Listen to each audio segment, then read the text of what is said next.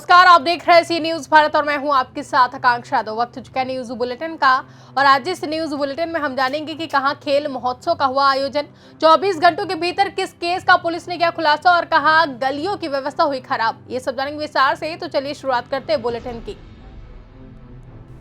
आगरा जिले में खेल प्रतिभाओं को बढ़ावा देने के लिए फतेहपुर सीकरी लोकसभा क्षेत्र में खेल महोत्सव का आयोजन किया जा रहा है। खेल महोत्सव 15 नवंबर से शुरू होगा, जो कि 30 नवंबर तक चलेगा। इस खेल महोत्सव की जानकारी एक प्रेस वार्ता के दौरान सांसद और भाजपा किसान मोर्चा के राष्ट्रीय अध्यक्ष राजकुमार चाहर ने दी है।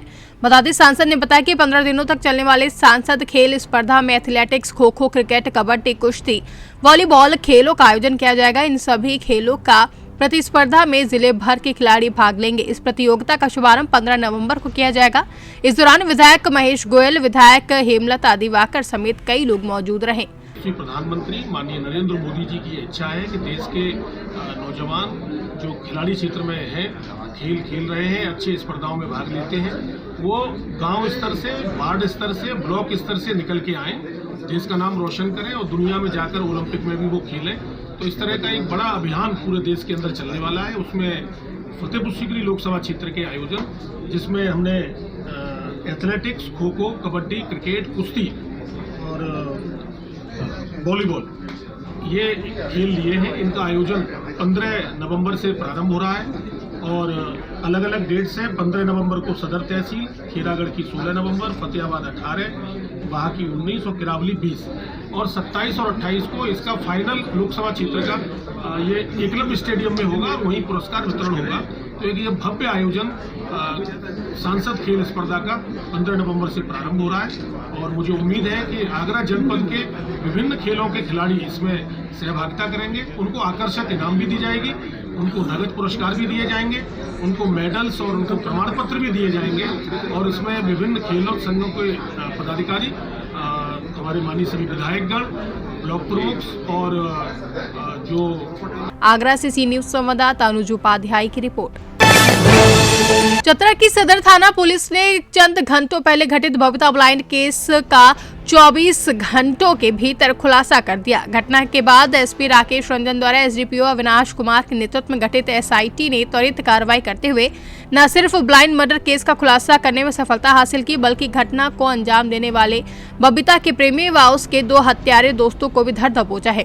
गिरफ्तार प्रेमी व हत्यारे दोस्तों की निशानदेही पर एसआईटी ने मृतका का दुपट्टा, चप्पल, टूटा हुआ मोबाइल फोन के अलावा घटना में प्रयुक्त प्रेमी व उसके दोस्त का मोबाइल फोन भी बरामद कर लिया है। वहीं प्रेमी सत्येंद्र गंझू ने ही प्रेमिका बबीता को जंगल में बुलाकर उसके दुपट्टे से गला घोंटकर उसे मौत के घाट उतार दिया। मामले की जांच में जुटी एसआईटी का नेतृत्व कर रहे एसडीपीओ अविनाश कुमार ने बताया कि सदर थाना क्षेत्र के मसूरी यात्री जंगल से संदिग्ध अवस्था में युवती का शव बरामद किया गया था, जहां उन्होंने बताया कि युवती के गले पर रस्सी के निशान मिले थे, जिसके बाद एसपी द्वारा गठित एसआईटी मामले में जांच में जुटी हुई थी। जांच के दौरान शक के आधार पर परिजनों के बयान पर मृतका के प्रेमी सत्येंद्र गंझू को हिरासत में लेकर पूछताछ की गई, जहां पूछताछ में पता चला कि प्रेमी ने ही शक के आधार पर बबीता को जंगल में बुलाकर अपने 2 अन्य दोस्तों के साथ मिलकर उसकी गला घोंटकर हत्या कर दी थी। 7 नवंबर 2021 को करमाही के जंगल में एक युवती का शव होने की सूचना मिली थी। एफआईआर दर्ज किया गया सदर थाने में। एफआईआर संख्या 290/21 है, 302, 201 और 34 आईपीसी में दर्ज किया गया है। अनुसंधान के क्रम में यह बात प्रकाश में आई कि उस शव बरामद हुआ है युवती का। उसका प्रेम प्रसंग बगल के गांव के ही एक लड़के के साथ चल रहा था। आपस में उन लोगों के बीच में कुछ विवाद हो गया। विवाद के क्रम में एक सत्येंद्र गंझू हैं, वो अपने 2 साथी लालू गंझू एवं महेश गंझू के साथ मिल करके उस महिला का उन्होंने हत्या कर दिया है। पुलिस ने त्वरित कार्रवाई करते हुए तीनों आरोपियों को गिरफ्तार कर लिया गया है। पोस्टमार्टम का रिपोर्ट हम लोग वेट कर रहे हैं। पोस्टमार्टम के रिपोर्ट के आने के बाद ही विशेष रूप से खुलासा कर पाएंगे और संबंधित धाराओं में एफआईआर दर्ज करके अग्रतर कार्रवाई की जा रही है। इन्होंने अपने कन्फेशन में बताया है कि उस युवती के दुपट्टे से ही गला दबा के उसकी हत्या कर दी गई है तथा उनके निशानदेही पे उस युवती का मोबाइल, उसका दुपट्टा, उसका चप्पल, जो कि जंगल में ही छिपा के रखा गया था, पुलिस ने उसे भी बरामद कर लिया है। इस तरह का घटना को अंजाम अनुसंधान के क्रम में हम लोगों ने गांव वालों से पूछताछ किया कि गांव वालों से पूछताछ के क्रम में यह बात सामने आई कि उस युवती का प्रेम प्रसंग सत्येंद्र कुमार के साथ चल रहा था। सत्येंद्र कुमार को जब हम लोगों ने पूछताछ के लिए लाया तो उन्होंने कन्फेस किया कि ऐसे ऐसे घटना उनके दोस्तों के साथ मिलकर की है। लेकिन जो जानकारी हम लोग को मिल रही है तीनों लड़के के साथ उसका प्रेम प्रसंग चल रहा था। ये अनुसंधान का विषय है, वो अनुसंधान में भी सारी चीज़ें। चतरा से सी न्यूज संवाददाता लकी की रिपोर्ट। खबर एटा से है, जहां गांव नगला लंगवा में गलियों की व्यवस्था बहुत ही ज्यादा जर्जर हो चुकी है, जहां लोगों को आने जाने में काफी दिक्कतों का सामना करना पड़ रहा है। एटा से सी न्यूज संवाददाता करणपाल सिंह की रिपोर्ट। गोंडा जिले में एमएलसी पद के भारतीय जनता पार्टी के संभावित प्रत्याशी Dhiru Singh doctor Dhirendra Pratap Singh SSC group of companies Lucknow में धीरू सिंह ने क्षेत्र भ्रमण के दौरान सिद्धपीठ मां बराही धाम में पहुंचे और उन्होंने बताया कि भारतीय जनता पार्टी अगर हमको प्रत्याशी बनाती है तो मैं जनता की सेवा तन मन और धन से करूंगा।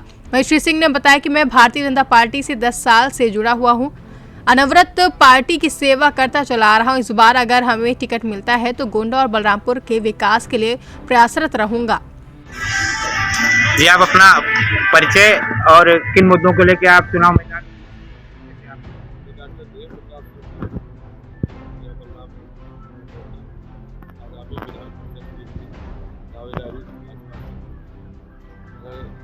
बनाई जाती है, समाज में लग के लोगों को चीज़ों को और बढ़ाने का काम करेंगे।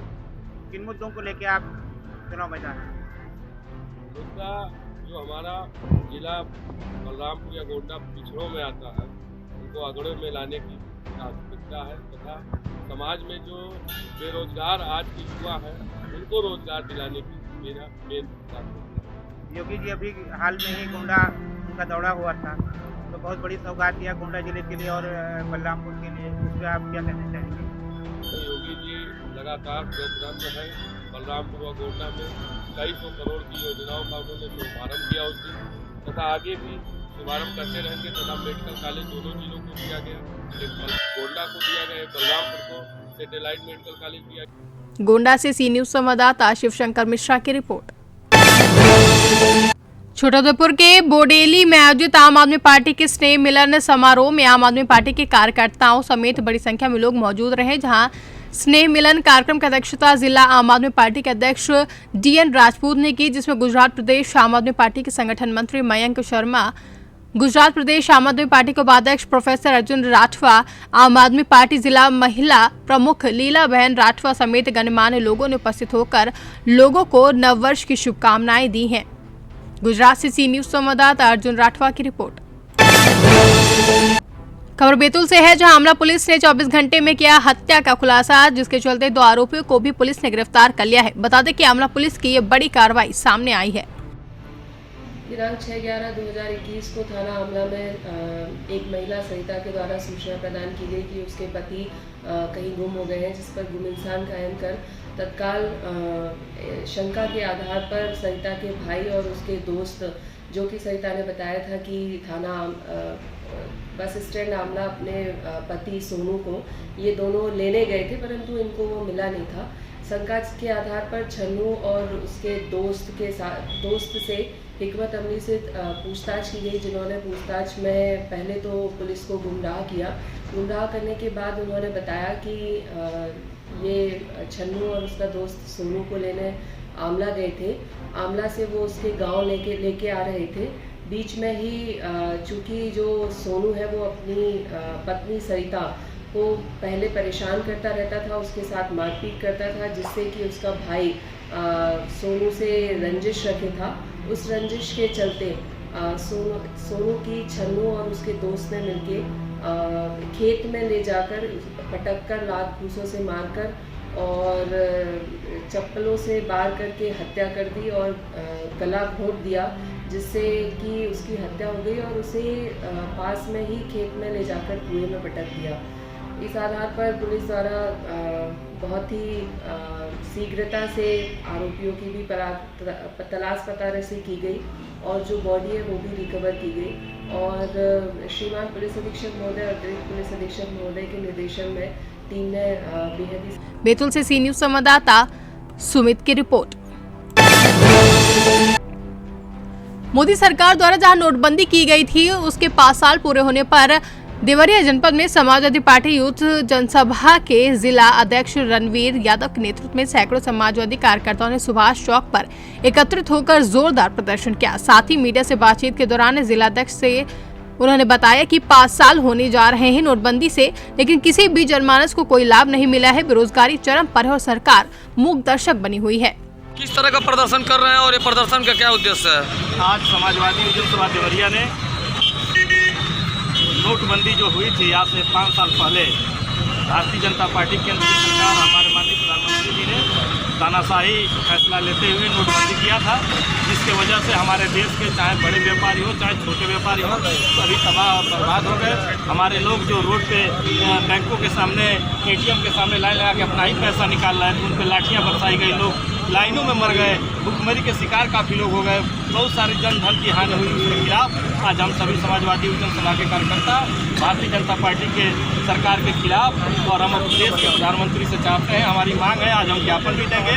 हमारी मांग है हम राज्यपाल को के नाम का संबोधित ज्ञापन जिलाधिकारी महोदय देवरिया को सौंपेंगे, जिसमें हमारी मांग है कि भारतीय जनता पार्टी सरकार हमारे देश के प्रधानमंत्री देश से सार्वजनिक रूप से माफ़ी मांगे, क्योंकि 5 साल बीतने के बाद भी नोटबंदी के धन से हमारा देश आज भी। देवरिया से सी न्यूज संवाददाता ज्ञानेंद्र नाथ मिश्रा की रिपोर्ट। जौनपुर जिले के जलालपुर थाना क्षेत्र के प्रधानपुर गांव में आपसी बंटवारे को लेकर एक भाई ने अपने ही सगे भाई पर कुल्हाड़ी से हमला कर दिया। जो बेरहम भाई ने अपने छोटे भाई पर ताबड़तोड़ कई कुल्हाड़ी बरसाई, जिससे वह गंभीर रूप से घायल हो गया है। आनंद फानन में उसे जिला अस्पताल में भर्ती कराया गया, जहां पर उसकी हालत नाजुक बनी हुई है। बता दें घायल ओम प्रकाश मौर्य प्राथमिक स्वास्थ्य केंद्र जलालपुर पर वार्ड बॉय पद पर कार्यरत है। आरोपित को पुलिस ने गिरफ्तार कर लिया है। घटना के बाद पूरे क्षेत्र में हड़कंप मचा हुआ है। क्या नाम है आपका? अरविंद मौर्य। कहाँ घर पड़ता है? प्रधानपुर। क्या मामला था ये पूरा? मामला सुबह में हुआ था कि इनका भाई कहने मतलब ये था कि हमको 5 रुपये महीना दो या तो हमको खाना खिलाओ। तब ये बोले कि आपको 30 लाख रुपए मिला है किस चीज़ का, और वहाँ का पूरा ज़मीन मिला है किस चीज़ का, तो हम पैसा आपको 5 रुपये हम काहे के लिए दिए। इनको किस चीज़ से मारा गया है? टांगी से। टांगी से जो है कहाँ पे मारे हैं? टांगी से और सर पे मारे हैं और यहाँ पीछे मारे ब्रेन पे और गला में। अच्छा, पूरा इनका क्या एड्रेस है? इनका एड्रेस है प्रधानपुर जलालपुर जौनपुर। वहाँ पे जलालपुर का स्टाफ है।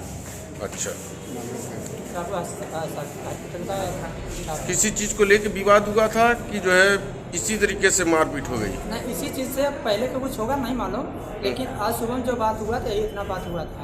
आप क्या लगते हैं उनके? हम उनके घर के बगल के हैं। जौनपुर से सी न्यूज संवाददाता शशिकांत मौर्य की रिपोर्ट।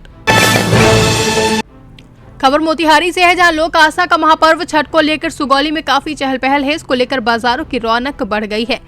अहले सुबह से ही छठ उपयोगी सामानों से क्षेत्र के कई बाजार सज गए हैं, जहां लोगों की भारी भीड़ भी देखी गई है। महंगाई पर लोगों की आस्था भारी दिखाई दी है।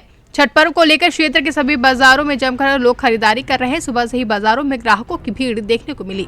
छठ पर्व को लेकर क्षेत्र में जहां काफी रौनक देखने को मिली, वहीं छठ के लोक भावन गीतों से माहौल लोक सुहावन हो गया है। नमस्कार, इस बीच है हम चंपारण जिले के सुगौली मुख्य बाजार में, जहाँ लोक आस्था का महापर्व छठ पर्व को लेकर बाजारों में ग्राहकों की भीड़ उमड़ पड़ी है। इस वक्त हम ये चलते हैं मुख्य बाजार सुगौली में, जहाँ खरीदारी के लिए बड़े संख्या में लोग पहुँचे हैं, जहाँ छठ उपयोगी सामग्री की खरीदारी में दिए। मोतिहारी से सी न्यूज संवाददाता वीरेंद्र कुमार गुप्ता की रिपोर्ट। खबर थाने से है, जहां 27 गांव को कल्याण डोंबिवली महानगर पालिका से अलग किया जाने की मांग की जा रही। दूसरी मांग है कि जो महानगर पालिका ने उन पर 10 गुना प्रॉपर्टी टैक्स लगाया है, वह रद्द करके ग्राम पंचायत प्रबंधी से टैक्स लगाया जाए। जो टैक्स लगाया गया है वह ग्राम पंचायत दर पद्धति से लिया जाता है।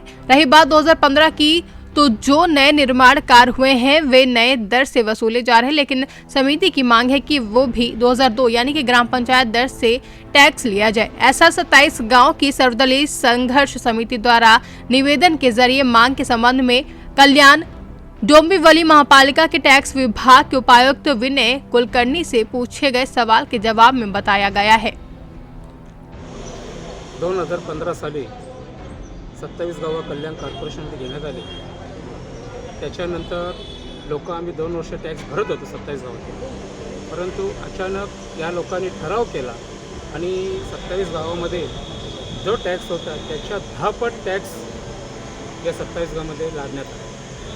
ॲक्च्युली 10 पट टॅक्स बोलला म्हणजे जिथे 10,000 येत होते ग्रामपंचायतला तिथे 1-1 लाख किंवा 10-10 लाख रुपयाचा टॅक्स कॉर्पोरेशनने आपल्या ह्या टॅक्सच्या पावत्या या ग्रामीण भागातील जनतेला पाठवण्यात आल्या. आम्ही त्याच वेळी त्यांचा निषेध केलं आणि आम्ही सांगितलं गेलं की आम्ही हा टॅक्स भरणार नाही, तर आम्हाला तो 27 गाव जनतेला परवडणार नाही. परंतु गेले अनेक 3-4 वर्ष सातत्यानं संघर्ष समिती हे टॅक्सच्या बाबतीमध्ये आम्ही निवेदनं दिली, व कुठल्या प्रकारची दखल आयुक्त असतील, इथले अधिकारी असतील यांनी घेतली गेली नाही. म्हणून आज इशारा वजा आज या टॅक्सची उकली करण्यासाठी आम्ही इथे सर्वजण 27 गावातील कार्यकर्ते आणि ते सर्व पदाधिकारी जमलो होतो आणि त्याचा निषेध केला आज होली करून. आणि निश्चितच याचा वरिष्ठ कार्यालयामध्ये किंवा शासकीय दरबारी दखल घेण्यात येईल. आपण जर बघितलं तर महाविकास आघाडीचं सरकार आहे, आपण त्यांच्याकडे काय आवडचा पाठपुरावा करणार? हो, निश्चितच. आता हा जो विषय आहे त्यांची पुन्हा मी आयुक्तांबरोबर एखादी चर्चा आम्ही पुन्हा करणार आहोत. 27 गावातील सर्वपक्षीय हास्य संरक्षण संघर्ष समितीमार्फत आत्ताच एक डेलिगेशन भेटून गेलं आणि त्यांनी एक निवेदन सादर केलेलं आहे. त्यामध्ये त्याची प्रमुख मागणी अशी आहे की ही गावं या महानगरपालिकेतून वगळावी, ही त्यांची पहिली मागणी होती. आणि दुसरी मागणी म्हणजे 10 पटीने जास्त मालमत्ता कर आलाय अशी त्यांची जी मागणी आहे ती त्यांना ग्रामपंचायत दराने मालमत्ता कर आकारावा अशी त्यांची दुसरी मागणी. तर त्या पहिल्या मागणीमध्ये तर ही गावं वगळणं हे मॅटर मान्य सुप्रीम कोर्टामध्ये आहे, त्यामुळे यावर भाष्य करणं उचित होणार नाही. मान्य सर्वोच्च न्यायालयाचा जो काही निर्णय होईल तो सर्वांनाच बंधनकारक आहे. आता राहिला प्रश्न त्यांच्या मालमत्ता कराचा, तर त्यांची जी मागणी आहे की आम्हाला ग्रामपंचायत दरानेच मालमत्ता कर आकारावा, तर असं करता येणार नाही. कारण की ग्रामपंचायत हे ग्रामपंचायत ॲक्टनुसार मालमत्ता कराची आकारणी करत होतं आणि कल्याण डोंबिवली महानगरपालिका ही महाराष्ट्र महानगरपालिका अधिनियमानुसार मालमत्ता कराची आकारणी करते. मुळातच ही गावं 2002 पूर्वी महानगरपालिकेमध्ये होती आणि 2015 साली ती पुन्हा समाविष्ट झाली. त्यामुळे 2002 ते 2015 या कालावधीमध्ये ज्या काही मालमत्ता तिथे उभ्या राहिल्या त्या 2015 साली या महानगरपालिकेमध्ये आल्या. त्यामुळे त्यांना 2015 सालच्या भाडे दराने जी काही. थाने से सी न्यूज संवाददाता दीपक मोरे की रिपोर्ट. फिलहाल के लिए बुलेटिन में बस इतना ही. देश और दुनिया की तमाम बड़ी खबरों के लिए बने रहे सी न्यूज भारत के साथ. हर खबर आपके साथ, आपके हाथ.